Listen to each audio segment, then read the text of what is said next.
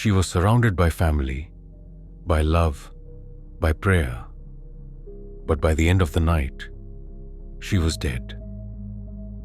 Not murdered in hatred, not killed in a ritual of blood, but drowned by the very people who believed they were saving her soul.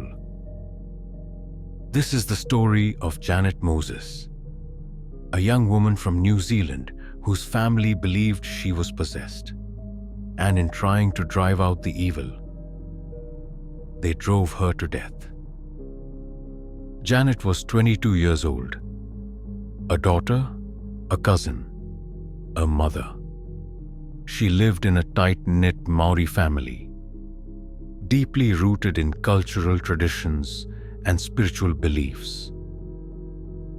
In September 2007, after the death of her grandfather, Janet began to change.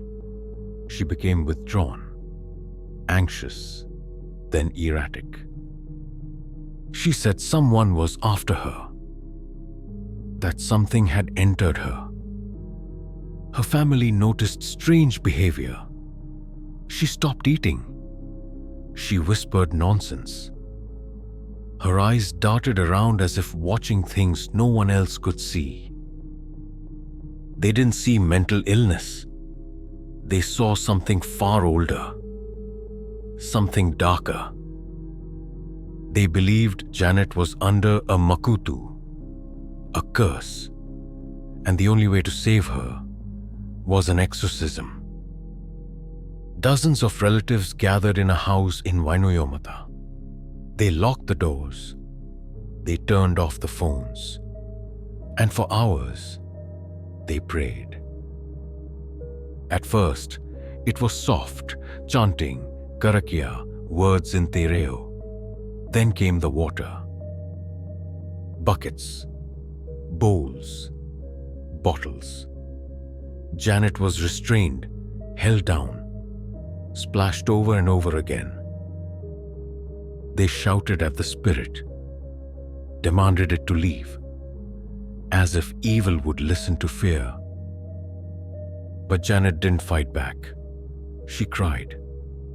Then she stopped, and they thought that meant progress. The ritual didn't stop for 8 hours. At some point in the early morning, Janet's body became limp, her skin cold, her breath gone.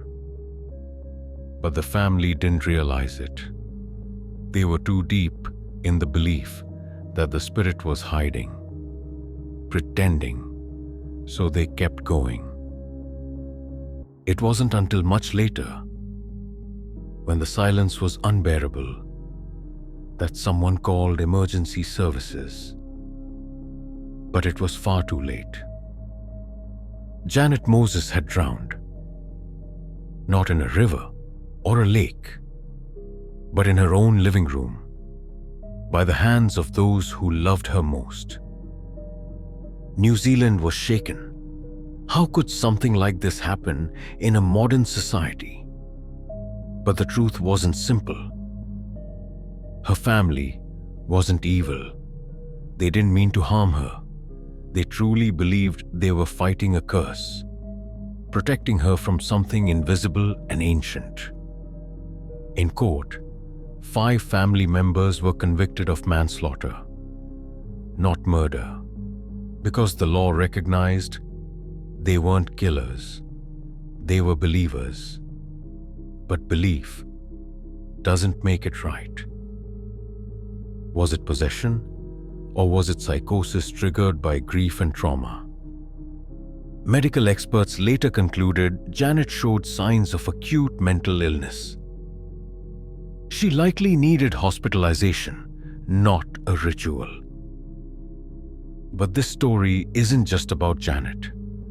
It's about how faith without understanding and love without knowledge can still lead to horror.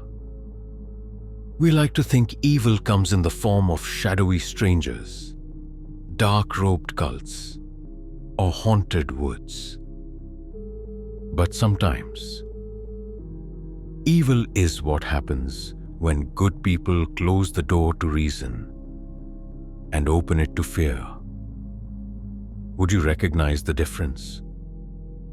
Or would you join the circle, believing you were saving someone while helping them drown?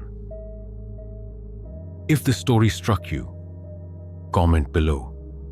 Was it a tragedy of culture, of misunderstanding, or something even darker?